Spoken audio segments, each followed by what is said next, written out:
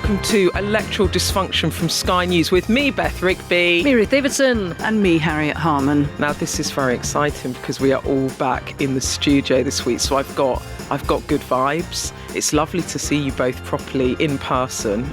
So I'm going to give you a very welcome, warm hug over the airwaves. We've actually already physically hugged, had a snog, all of it. But it's been a very busy couple of political weeks. And if you want your own regular dose of all three of us, remember to follow Electoral Dysfunction on your podcast app and we will automatically appear. Ladies, there is one story in town. It's Donald Trump 2.0. He won a huge mandate from the American public on Tuesday. He won the popular vote. He won the Electoral College. He won the Senate. It looks like he's going to win the House of Representatives. It was meant to be a knife-edge election. It turned out as an emphatic victory. He ran on a campaign of economic and social insecurity. He talked about the politics of grievance, but he came through on top and he appealed to millions and millions of Americans. He is going to be the next president of the United States from January when he's inaugurated. So it is a big consequential moment for not just the US, but for the entire world. And for us, it will touch our lives too. Now, we've had the perfect voice note from one of our listeners to tee up this episode. Take it away, Samantha. Hi, ladies. With Trump entering the White House again, was America just not ready for a woman? Was it a race issue? And what does this mean for the UK?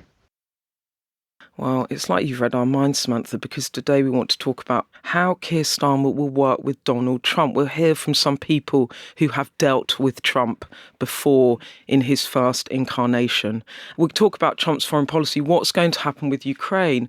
What about his stance on trade? Are we going to end up in a trade war? And what knock-on effect could that have for consumers here in the UK when we go to the shops and so on? It goes without saying that had Kamala Harris won, we would be making a very different podcast. The polls suggesting the race a lot tighter. The chat for the last week has been so focused on the power of the woman's vote and abortion being on the ballot. But the story that emerged on the night was very different and the country voted for change.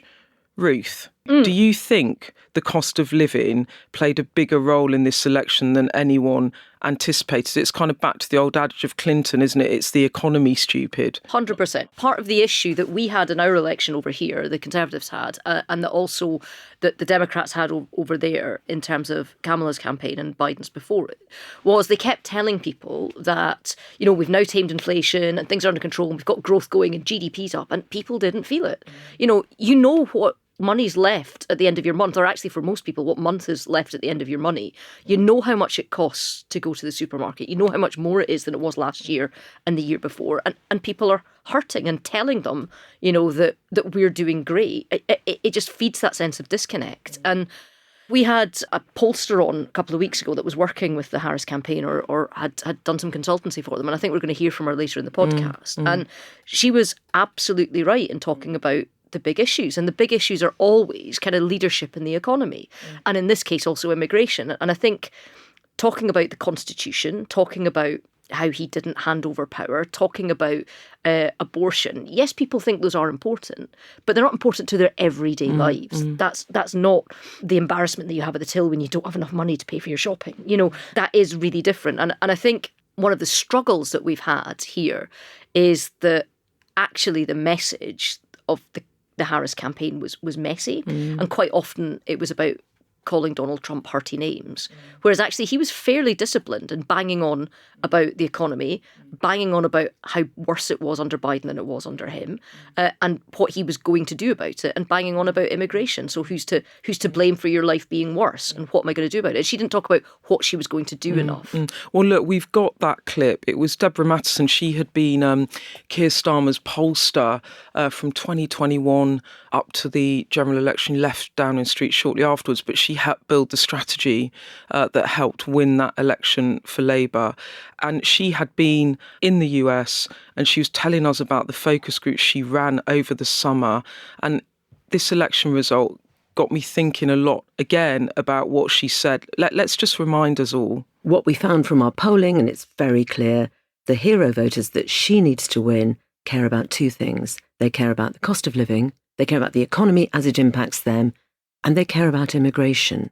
Trump is ahead on both of those. And what I heard again and again, and there was a very strong parallel with stories I'd heard in focus groups here, where here people wouldn't describe themselves as middle class, they'd describe themselves as working class. They're struggling financially, they're feeling the pinch, and they feel that their lifestyle is under threat. And that's what needs to be reflected back. And I think that that's what they need to do more of in these final weeks. Well, who'd have known it? If you talk to focus groups and you talk to Trump voters, what you get back is that, and that's how it turned out, didn't it? I mean, Harriet, you called it actually in our last pod. You said, didn't you, a couple of weeks back, you thought that Trump was going to win. Well, I was obviously hoping he wouldn't, but fearing he would for the very reasons. I mean, how clear was Deborah on that? Absolutely clear. But then the question is, in my mind, could Kamala Harris actually have done it on those issues? Because she was so tied up with the Biden administration, having been his vice president. And if you look at the figures, the macro economy, the overall economy in the States was going incredibly well. But as Ruth said, it wasn't feeding down into people's living standards. The cost of living was still going up for them. And the really killing figure is that from when Biden became president to when the election happened, there'd been a 20% increase in people's food bills. So that's like a fifth on their food bills. So she, because she was the vice president, wasn't able to distance herself and run a completely different campaign. The reason why I thought that Trump would edge it is that when I heard, and of course he didn't just edge it, he absolutely smashed it.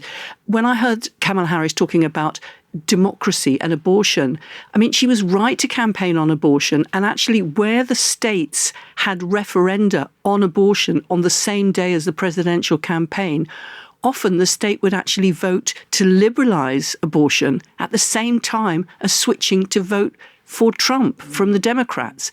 So it wasn't a vote against abortion. It was just that Kamala Harris's promotion of abortion liberalisation worked, but it didn't work to get her elected, because foremost in people's minds when it came to putting the cross on the presidential part of the ballot was my living standards. And that is something that the Labour government has got to be very concerned about. I mean, this was one of the things Debbie was also talking about, wasn't it? She only had 107 days to do it because Biden had hung in there, said he was going to go for a second term. It was obvious to pretty much everyone apart from maybe President Biden and Jill Biden that he wasn't really up to it. It just was so stacked against her, wasn't it? Probably one of the things that the Democrats are going to take from this is that they've ran 3 times against Donald Trump and the only person to beat him has been the old white guy. So they'll probably pick old white guys for the next couple of elections. And I'm not sure that's entirely fair, because I think both Hillary Clinton and Kamala Harris were slightly hobbled before they started, because my argument in 2016 was that actually it was the Democrats' fault that Trump won, which was because they almost handed the nomination to Hillary. They didn't really make her do primaries. It was almost a case of, it's time for a woman, here's the woman. And people don't like the idea that they don't have agency, that people are taking their votes for granted, or that it's a stitch-up, or that it's not fair. And also that sense of dynasty. You know, it's important in America that there's almost that anyone can make it quality. They don't like it going from a Bush to a Bush and then a Clinton to a Clinton. Do you know what I mean? So this idea that she didn't really have to forge herself. And Kamala Harris didn't have a primary season either. And primaries are tough. They're really tough. You've got to go everywhere, get your party's votes, get your base, but you are forced to produce an education plan and produce a healthcare plan and to produce a tax plan. You get to choose and decide which ones of your messaging works and what doesn't work, what hits with voters, what doesn't. Like it's an absolute baptism of fire, but you become a better candidate out of it. And neither of them had them, and both of them got the crown, but they were both a tainted crown. So Hillary had it handed to her in an establishment stitch-up, and Kamala got it because she knifed Biden in the back. Whether she did or whether she didn't, there was an element of that. And we've seen that with Ed and David Miliband as well. You know, that hangs around for a while, that sense of it not being done fairly. And I think it was always going to be a pretty uphill task from there. The demographics were so interesting in this election because Trump basically built a whole new army of Republican voters. He got a really diverse group of supporters. He built effectively for the Republicans a sort of working class coalition of a very diverse group of voters that you might have traditionally expected would vote Democrat. So you saw, for example, a big swing in Latino voters away from the Democrats and towards Trump. He also, there's this kind of whole sort of brosphere that happened with young men voting disproportionately for Trump to young women. You'll see in this big gender split. You saw it, didn't you, with some of these podcasts like Joe Rogan going for Trump. What's your take on that, Harriet, that he's been supported by so many young men that the abortion issue didn't come to the fore in the way perhaps people expected? I mean, I remember interviewing Hillary Clinton last year, and she said that she thought the abortion issue would be a defining one in this election. I mean, she was wrong.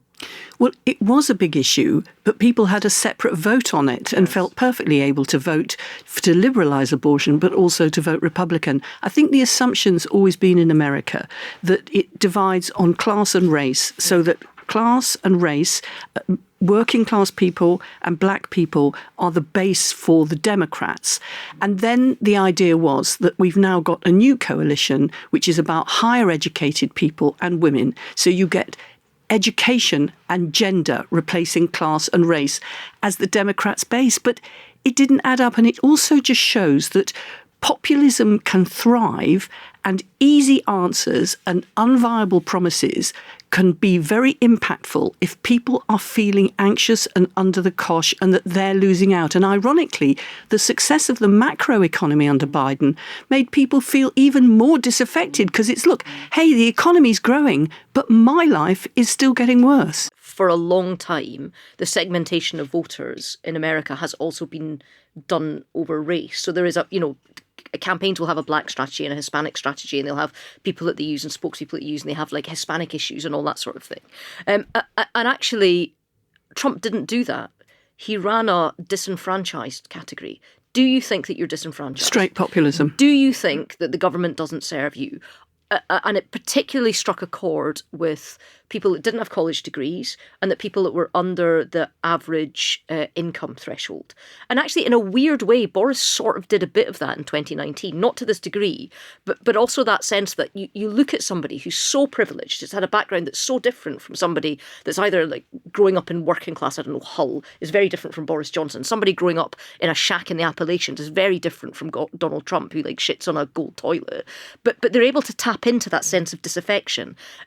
And it is about the fact that here is this fancy pants lawyer who like grew up in California, who works on the coast, who's got like 17 degrees and all the rest of it. And she couldn't connect with them in the way that Joe Biden could. And the working class vote that the Democrats lost was enormous. And it wasn't just because of race. You might be interested out there if you haven't read it. Harris carried in the working class base 43% of those voters. Trump increased his share to 55%. His advantage over Harris is twice as much as the 2016 victory over Clinton. Just to see those shifts, it's quite something, isn't it? And I think, ironically, the celebrities that Harris called into her campaign, Taylor Swift, Beyonce, Lady Gaga, made it almost worse because these were people who were very privileged. And ironically, the celebrity who backed Trump, which was Elon Musk, actually sent a vibe about business and tech and was very bro-attractive. Also, like black and Latino voters haven't deserted the Democrats, but they voted for Trump in greater numbers. These groups account for about a tenth of the voting population. In 2020, 90% of black voters went to Biden. Now that figure's closer to 80%, mostly driven by losses among men. I don't think this is confined to America. No, I think we've seen a shift. And this as is the world read across, isn't it? As the world has got more complicated, more dangerous, as people feel further away from the leaders and the decision makers, I think we've seen a move from instead of people articulating the complexity of the world and addressing their insecurities and how not frightened they feel, but how tense they feel about their opportunities, the opportunities of the kids, instead of getting better communicators that explain the nuance, we've had populists striding Strong over men. here. Here's somebody that's going to just go in there and sort it all out. They'll just sort it all out. But that's why across the piece, incumbents are losing, because it's easier to do that I'm in touch with you, you're losing out, if you haven't been the person responsible for their living standards. But it's also that thing of people, this is why I said at the top about the feeling of social and economic insecurity, which clearly a number of middle-class Americans, which we hear is our version of working class, are clearly feeling. And in uncertain times when they're feeling anxious, the Trump narrative played into that anxiety, didn't it? The grievance politics of the open borders and, the immigrants eating your cats and dogs. But it played into this fear. And then he said, I'm going to close the borders. I'm going to deport those people. I'm going to fix the economy. I'm going to introduce all these tariffs, which we'll come on to in a minute. And when you actually begin to unlock those, they're actually extremely complicated policy pronouncements that have massive ramifications that can also backfire on the US. But they are clear answers, and that it really did remind me actually of our election just past and the reform rallies that I went to with Nigel Farage. He won 14% of the vote. They won 5 seats in Westminster. They came second in dozens of seats where people deserted the Conservatives, but they didn't go to Labour. And they've continued to pick up council seats since that election, and we're beginning to see it coming through. And let's bring it to kind of the read across for other Western democracies. That sounds very grand, doesn't it? But the point is we're here to advise Western democracies. I'm a gun hire. I'm available for all Western democracies. This is the Electoral Dysfunction Foundation for Democracy. When the Trump result was coming in and I was thinking about Starmer and other European countries, France, it might be Marine Le Pen wins the presidential election in 2027. Look what's happened in Germany. We're going to come on to all this. But I went back to some notes from the Progressive Policy Institute, which is this US think tank. And this is Will Marshall. And I'm just going to read this quote or a bit of it, because what he said was a Trump victory in November would galvanise ultranational parties across Europe, putting at risk Germany's shaky governing coalition in next year's election, possibly leaving Starmer as the last major centre-left leader standing on the continent. And this is what another guy, Matt Bennett from another think tank, Third Way, said. The giant black hole spinning at the middle of all of it is Trump. If Trump wins, we live in a new world. It'll be Starmer alone, and God knows what will happen to all the other Western democracies after that. And I mean, whatever you think about why Trump won, he's going to be in charge in January. Starmer is going to have to work with him. He was one of the first leaders to publicly congratulate the president. I mean, that tweet was out before it was declared, before Trump, I think, made his victory speech. Starmer was out of the blocks. And before we get on to how they can reform a relationship, Harriet, can you tell us what's going on behind closed doors in Downing Street before the results declared? At what point does a PM decide to come out and say, well done? He actually even went to visit him in Trump Towers, taking the foreign secretary with him before he'd even been elected. And that was a cringe for a lot of Labour supporting people here, but it was a smart move to do. So he was already building bridges, holding his nose and building bridges. And I think that it is seriously bad for our economy, for all the cultural reasons, for our security, for climate change. But instead of crying our eyes out, we have got to actually get to work on it. Actually, for the very reasons that David Lammy said, which is when he said he called Trump a narcissist, because he's a vain man and he's also in power for the next 4 years, we have actually got to roll out the red carpet for him here. We've got to invite him on a state visit. He's got to be invited to address both houses of Parliament. They are key for our economy and our security. The US-UK special relationship has got to have extra attention. And the other thing we've got to do is, because Europe is increasingly important, because we're likely to be affected by the US pulling out of security endeavours in NATO, and because they're likely to put on tariffs, which is going to affect our trade, we have got to be closer on security and the economy with Europe. So those are our twin objectives we've got to do. But, it's going to be they won't be able to say what they're feeling, which is that this is a terrible person with a terrible programme. He absolutely has to, and he doesn't just have to bend the knee, but he's going to have to grab his ankles. I mean, kiss the ring. No, he is. No, he absolutely is, and he's going to have to keep a smile on his face. Well, he does it. He absolutely has to, and the part of the reason that he's going to have to genuflect so hard and so long is because the UK's chief diplomat, David Lammy, has said so many bad things. Yeah. And I absolutely agree with Pat McFadden, who was out this morning on behalf of the government, saying that, Donald Trump will absolutely be able to get past David Lammy calling him a racist KKK and Nazi sympathiser. He'll be able to get past him calling him a woman-hating, neo-Nazi sympathising sociopath. He'll probably be able to get past him being called a profound threat to the international order. The one we have to worry about, because of his vanity, is the fact that David Lammy called him a tyrant in a toupee. That's the one that's going to hurt. It's interesting, actually, this David Lammy issue, because I'd asked them about this. And when I spoke to some people in government, they were very careful, even on background in friendly conversation with me, to not offer any sort of view about how they might be feeling about this, even though we know that some of the top team at Number 10 were at the Democratic Convention, that the Democrats are a sister party. One political figure did sort of say to me, well, I hoped up until the last minute it wasn't so, but it was, and now here we are. And then we talked about some policy stuff. So there was one person that gave me a little bit of ankle, but really they were being very careful. They can't afford to do that. And the irony is that when Ed Davey gets up in the House of Commons and speaks, he will be saying what a lot of them in their hearts are feeling. He said it was a dark, dark day and that he was a dangerous demagogue, didn't he? There is a difference when you change from opposition to government. And, David Lammy saying that, if Donald Trump comes to the UK, I will be out protesting in the streets. I think part of the reason that Lammy went to Trump Tower with Keir Starmer was they were testing the water to see if Lammy could have an audience with Donald Trump and Donald Trump could forget or forgive some of these past critical marks. Because you remember that his own running mate, J.D. Vance, was pretty bloody rude about him. They went in and tested the water. And I asked someone exactly this, because this was a big issue at Prime Minister's questions, how can Lammy be the Foreign Secretary?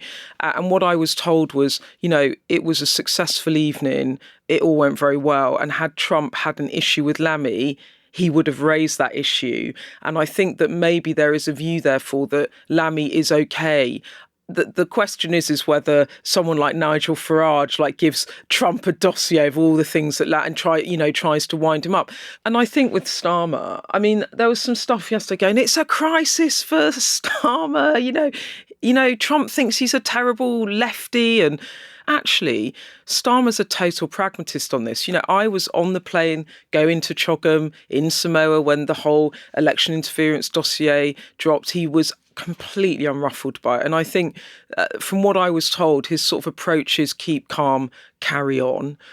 He has sort of said to his team, don't worry about what Trump says, watch what he does. So i.e. just the insults or the barbs, just ignore it. What I worry about slightly is how much the UK under Labour is being held up in America as a counterpoint to Americanism. So we know that Elon Musk has the ear of Donald Trump. He's going to be made apparently the Minister for Government Efficiency or whatever it is. He did a huge amount of campaigning on the campaign trail with him.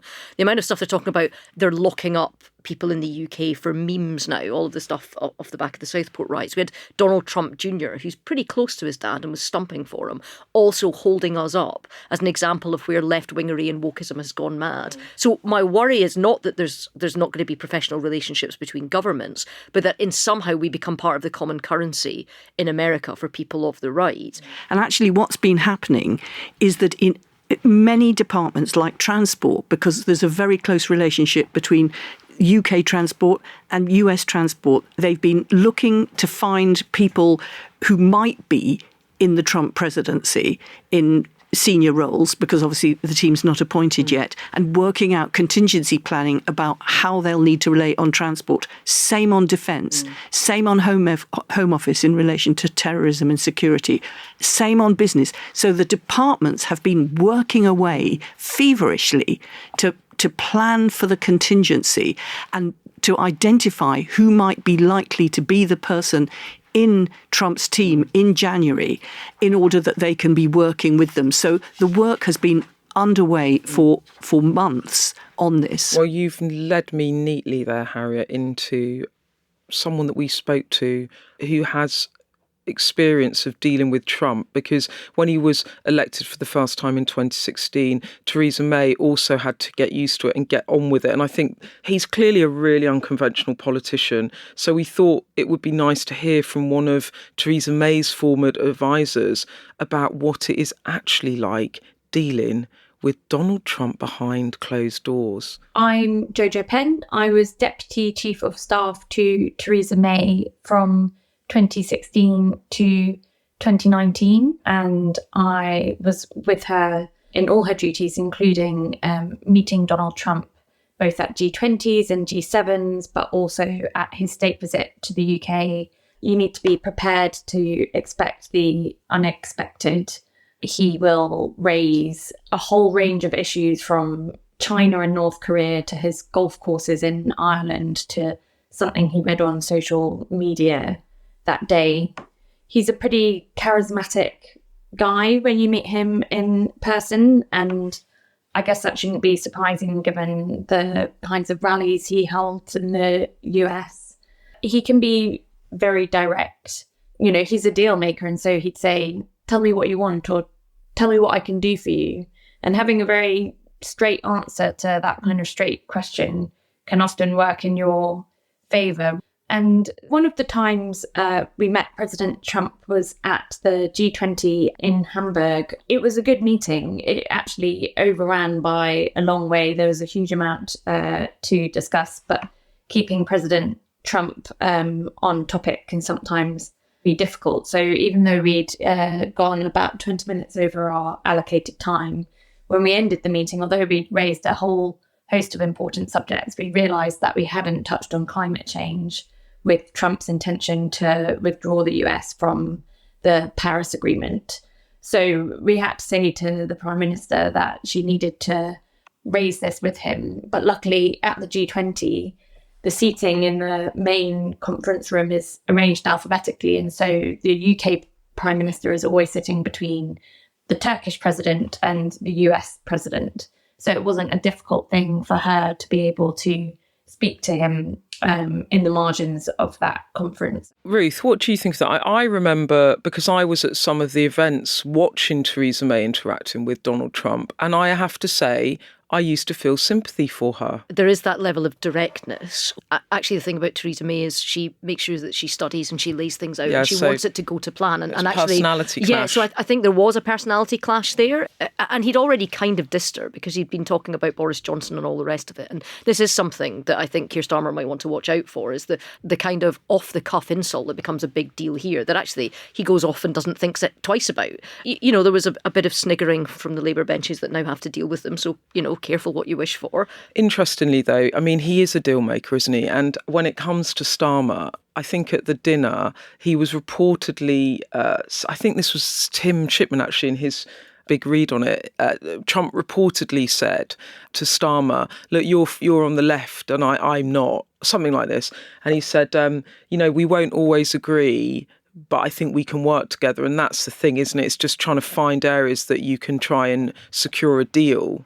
I think by all accounts, Donald Trump has been looking at Keir Starmer and seen a man with a huge majority, and that impresses him, I think that's true. pitiful as it is. And the truth is, Keir is a man with a huge majority, but as well as negotiating as tough as he can with the states, one of the things that will toughen his stance in terms of negotiation and the acceptability of any sort of deals we get with the states on trade and other issues on climate change is that we have got to be strengthening our relations with Europe as well, because we cannot be prone to totally unacceptable trade terms because we've left ourselves isolated from Europe. Bingo. Harriet, you have led me like a missile into the break, and we are going to come back and we're going to talk about policy issues.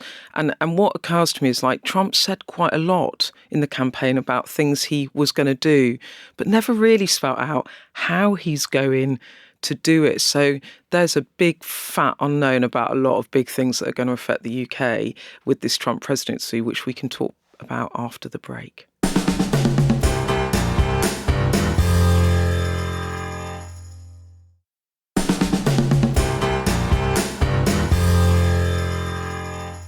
Okay, we are back. Now, a really important thing to highlight about the arrival of Trump 2.0 is the global uncertainty he brings with it, and the anxiety around a second Trump term. It wasn't the easiest of relationships, it would be fair to say, between Trump and his fellow Western allies in his first term. And now there's quite a lot of anxiety about what he might do on various foreign policy decisions, but also on trade. And let's start about global trade. Came up in PMQs, Prime Minister's Questions this week, when Kemi Badenoch pressed the PM on how the Trump presidency will affect free trade and asked what he would do about it. And it is a very, very live question in government because Trump has threatened new tariffs, flat tariffs of 10 to 20% of extra tax on trading partners. He made it a clear election pledge to the American people. He said, I'm going to do this to bring back manufacturing back to the US for jobs, for the economy. So it was a big part of his election pitch there. These tariffs, I mean, for China, his sort of biggest geopolitical foe, tariffs could be up to 60%. Ladies, the Prime Minister didn't give Kemi a proper answer on this. But, I've spoken to people in government and they are very worried about it because if these flat tariffs are introduced, it could put billions of pounds in tax on exports of pharma, of liquor, of automotives. We are a massive trading partner. Say liquor again? Liquor. What did I say? You said liquor. No, I just say usually we say alcohol. Yeah. Alcohol. You've got a bit transatlantic. I've gone a bit of transatlantic. I'm getting fully into the Trump 2.0 vibe here. Billions of pounds in trade costs. It's also a question for the UK. As one figure in government was saying to me, we don't necessarily have someone we can buddy up with in the way that we used to because we're not part of the EU. So if there's a trade war, do you face to the EU? Do you face to China? Do you face to the US? It's all quite worrying within government. A senior government figure told me that they've been wargaming various scenarios, but they just don't know how it's going to play out. They said to me, the UK doesn't have a trade deficit with goods to the US, so we might not be top of his hit list. And I think there is a hope that what he actually said in the heat of the campaign, he might not play out. So this is what someone in government said to me. As a big trading nation that the UK is, tariffs would have big inflationary effects on goods, and it throws the board up in the air, is how they put it, because it would have a big impact on how we have to face to China and Europe. It could create retaliatory trade wars. It forces us to choose, do we face to America, do we face more to China? We are exposed as a trading nation, and we're relatively little between the bloc of the EU, China and the US, so we could be disproportionately affected. We don't have big friends to buddy up to. And then basically they said a full-on trade war would make Brexit look like a paper cut, was how they put it to me. So, look, there's massive anxiety in government, but I guess the big question is, is he really, really going to do it? Ruth, what do you think? Well, I think this point of the trade deficit is really important. Actually, our trade deficit with the US isn't that big. We know who's in his sights because he's articulated it. Last month he came out and said that the European Union sounds so nice, so lovely, right? All these nice European little countries that get together. They don't take our cars. They don't take our farm products. They sell millions and millions of cars in the United States. No. They're going to have to pay a big price. So we already know that the EU are drawing up potential retaliatory sort of issues that they can put tariffs on American goods. So there is a trade war that we're gearing up for here.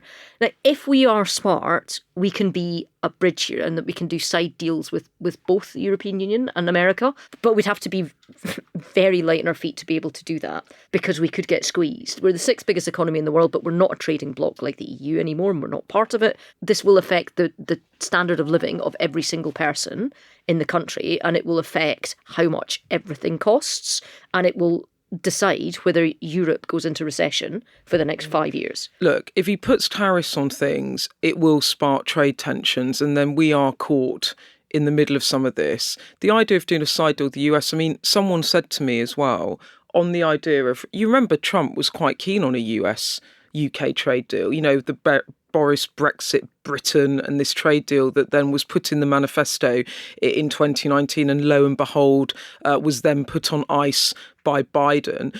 Someone in government said to me, the thing is, if Trump did talk about a UK trade deal at the same time as talking about tariffs, does he then use the threat of tariffs as a way of bouncing the UK into some sort of trade deal where red lines that the UK have around the NHS and not letting big private US pharma into the National Health Service, or agriculture and letting GM, genetically modified products, into Great Britain? So, there's a risk there too, isn't there, that the government could be over a barrel. I know, Harriet, I'm getting really far ahead here, but I guess the point about this is, for a Labour government, there are massive risks with this Trump presidency in terms of trade. And the reason it matters is because it hits our economy domestically. So stuff that is happening miles, thousands of miles away in the US, for the UK, in terms of the UK economy and the Starmer growth plan, it is a bit kind of, what's the word? Consequential. But when you're flying by the seat of your pants, but it's not that. It's a bit kind of, what's the thing where you're holding, it's a bit something in your bum seats time. Oh, squeaky bum time. Yes. But the point is, Harriet, isn't it? It is a bit squeaky bum time because they just don't know what he's going to do. Well, I think that we've got to be active participants in this. Obviously, the government is not going to wait to see what he actually does. They're going to have to be getting in there. I mean, we can sit back and look and see what the IMF said, which is they've already predicted a fall of 1.3% in global economic output because of these impending trade wars, and anticipated that this could lower UK's economic growth in the first year. So the government has got to get on with organising those trade deals. But as you say, there are issues of climate change standards, there is issues of animal welfare standards, and so the negotiations are going to be tough, not least because there is no restraint on Trump in the US, because he's got the popular vote, he's got the House of Representatives, he's got the Senate, he's won the presidential election, and therefore he's got complete hegemony. It's Trump world now, we're all living in it. Well, I mean, it's already having ramifications. So you look at Germany, who's a bigger economy than us, it's the biggest economy in the EU. Yeah. They make the most cars. He's already said he's going after the cars.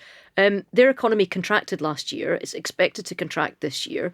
We saw the finance minister leave the government. Yeah. We've seen Olaf Scholz last night or this morning, whichever way it fell, saying that, he's going to have a vote of confidence. The government in Germany could fall apart. Do we see the rise of the AfD? Do we see the far right coming up there? I mean, the ripples from this will be enormous, and it will affect not just our nearest neighbours, but it will affect us too. The AfD is the kind of it's kind of the Front National in France, the sort or of ultra-nationalist party in Germany. Scholz is a social democrat, and he's up against it in Germany. Macron is up against it in France. And much as we've got to really focus on Trump incredibly hard, we've also got to focus on Europe, because we have still got this overhang of the legacy of the impact on Brexit. And the OBR in the week of Rachel Reeves' budget said, weak growth in imports and exports over the medium term partly reflect the continuing impact of Brexit, which we expect to reduce the overall trade intensity of the UK economy by 15% in the long term. And therefore, we have got to step up even further with trying to reopen those pathways for our trade into Europe, and also on security. There is a tension here, because kind of Starmer has totally ruled out any sort of backsliding, if you like, on Brexit. There's no kind of desire to enter a customs union or some sort of hybrid, not re-entering the EU full-blown, but can you get a kind of better trade agreement? But obviously you have to give away certain elements of sovereignty around alignment of regulations, etc., etc. And he's kind of ruled all of this stuff out, whilst also saying, I want better trade relations with the EU. And I wonder whether, if the US becomes extremely protectionist, that in the coming years, there is more of discussion about facing more towards Europe. But knowing Keir Starmer a bit as I do, and Harriet, you know him a lot better than me, he is definitely not a knee-jerk guy. It's all very carefully calibrated, considered, and he kind of moves slowly to a position, right? But look, let's talk about security, because there are so many questions too about the war in Ukraine, the war in the Middle East, because Trump has said that he's going to bring peace to Ukraine. He said he's going to bring peace to the Middle East, but he is also very much America first. And he's also signalled that the sort of age of America being the global policeman is not a role that he wants to take up. He wants to retrench. He doesn't want to send loads of foreign aid abroad. He doesn't want to be involved in foreign wars. He doesn't want to spend loads of US money on these wars that are thousands of miles away from the United States. So, Ruth, what is really interesting about all of this, right, is he keeps saying, I'm going to bring peace to Ukraine. I'm going to bring peace to the Middle East. No one knows how he intends to do this, right? So this is really uncertain. The worry is that he just stops funding Ukraine and their defence collapses, and therefore Russia, they sue for peace on the grounds of how much land they've taken. This is why it was so important, actually, that Zelensky took parts of Russian lands as well. So there's actually something to trade, and they crossed the border and are holding, and now a very small but still a significant part of Russia, so that there is something to look at there. And that will be the situation across Europe. I think when Trump said he wants to bring peace in the Russia-Ukraine war, what he meant was Ukrainian capitulation. That's what he meant. It's taking the money away so Zelensky can't fight anymore. And for all the reasons Ruth said, that's very dangerous. And when it comes to the Middle East, though, remember he moved the embassy into Jerusalem. He is absolutely backing Netanyahu to the complete hilt without any sense of pushing for negotiation. Yeah. So that is a really big change of America's role in the Middle East. Well, it's interesting, Harriet, because, with Ukraine, Zelensky did see Trump at the United Nations Assembly, and he talked about his victory plan, and he put out a very effusive public endorsement of Trump. I guess the hope is that from Western allies and from Ukraine, that Trump also will not want to be seen to be capitulating to President Putin in any way. But how that plays out. And this is why, it's squeaky bum time for Western allies, and that there's been a sort of it's like there's an agreement between that when Biden was in, there was a sort of understanding agreement between Western allies and the US where they were broadly aligned. And now you've got a disruptor, and it's just how the cards fall. It's just not clear. And this is going to be very difficult for Keir Starmer because he's a strong supporter of the role of international law. And since he's become Prime Minister, he has put that on the agenda with some support from Biden. He will get no support on that from Trump. And that is a key issue in the Middle East. The other thing that has happened on a slightly smaller scale is that Kemi Badenoch was elected leader. We see her first PMQs. She's picked her shadow cabinet. Now, in another week where there wasn't, a new leader of the free world elected with massive ramifications for us, we might have talked a lot about this. But I'm afraid for this week, Kemi Badenoch and the new shadow cabinet is a footnote to this pod. Don't take it personally. We will be back in stereo on the Conservatives in coming weeks. But Ruth, what do you make of her first PMQs, and what do you make of her shadow cabinet? Yeah, so actually, I think she did well to get Robert Jenrick in it. So that was the person that made the final two. Yeah, and I think he did well to shadow justice. Yeah, I think he's done well to say yes to that, to show a bit of party unity, especially when two of the other big kind of contenders, Tom Tugendhat and James Cleverly, said no. I said a couple wouldn't Yeah, no, you did. You did. It's almost like you know what you're talking about, being a political editor. So I think she's done well there. I think in terms of her posts of the co-party chairs, who are quite important in terms of rebuilding the machine, she's done relatively well. I think her team will be happy enough with PMQs in terms of she went after David Lammy's quotes, talked about the US election, which was topical, and then broadened it out a bit. I think there are a few style issues there. Keir Starmer never tries to drop a funny. He's not a funny man. I think he got a big laugh, for saying that if you're going to accuse me of reading off a script, don't read it off a script. Just explain that if people didn't watch it. So it was quite funny. It was quite funny. She had this sort of theme of how he was reading off a script, but she was also reading her questions out, and he called her on it. And the imbalance in the House of Commons between 400 on one side shouting at you and having about 30 MPs that backed you, and the leadership behind it. She looked like she was sucking on a lemon when he said that. It was a bit stinging, actually. He was answering the accusation. I think he probably gets a pass for that. I know, but it was a bit. When you just a bit like, oh. Yeah, I do think that tactically it was probably right to go in the US. I'm not sure strategically, when we've seen that support for Trump in this country is in the kind of mid to low 20s. Aligning yourself with that is necessarily, over the long term, the right thing to do. Harriet, yes, Kemi, give me your Kemi thoughts. I think it's too early to say. She was quite confident and comfortable. We'll see how she goes. But I think in terms of her shadow cabinet, there's two important points. Firstly, Mel Strider's shadow chancellor, which actually is in some ways is sensible, because he chaired the Treasury Select Committee. He was a Treasury Minister under Theresa May.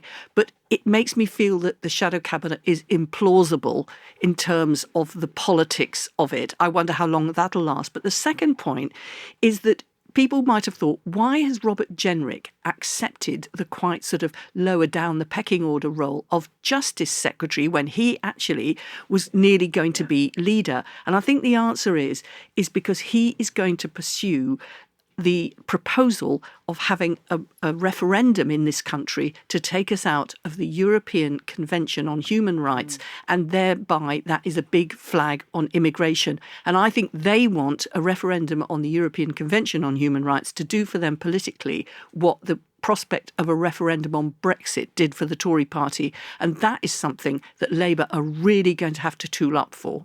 You're frantically scribbling. Yeah, I am, because it was frantic. It was intense. I am scarred by being an integral part of two referendums, one on Scottish independence and one on Brexit. And a won one, a lost one. In Scottish footballing terms, I'll take that as a result.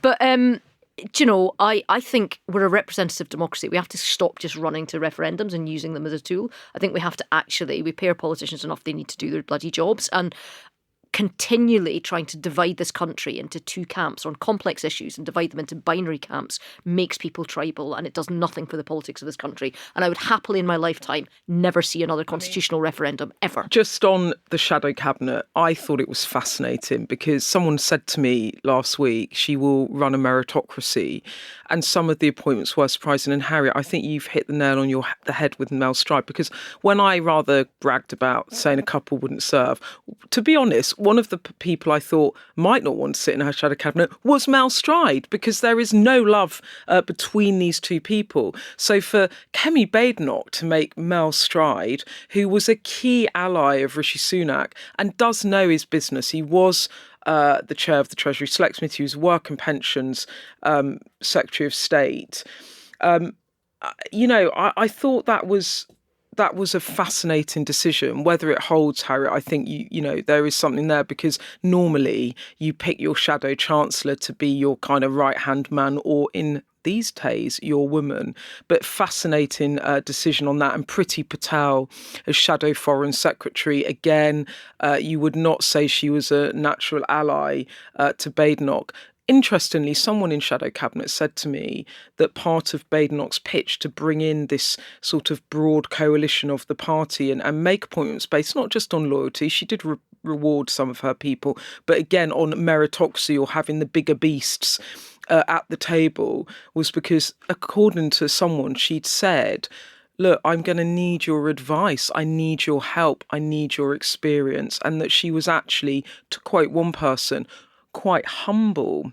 Okay, well, look, we have got to wrap, because Kemi Badenoch is going to be a subject that we will come back to again and again. I'm sorry we could only give you a flick of it today, but that is it. It's been quite heavy, hasn't it? What are we doing this weekend? I am going to the rugby, Scotland versus South Africa, on my birthday. It's my birthday at the weekend. Oh, happy birthday! Yeah, so me and my pal Fifi are going off to Murrayfield to watch Scotland play the world champions.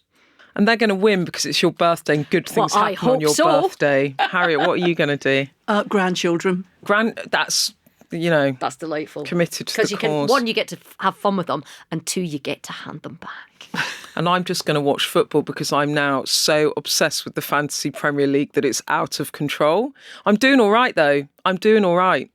I even got into the top 10 of the Lobby League last weekend. I'm surprised I you're so couldn't believe perky it. about football, because was Arsenal not playing last night? Yeah, no, I missed that match and it was sad. Sadness in my eyes. Whatever you're doing this weekend, enjoy yourselves. Remember, you can always send us a voice note if you're at a loose end.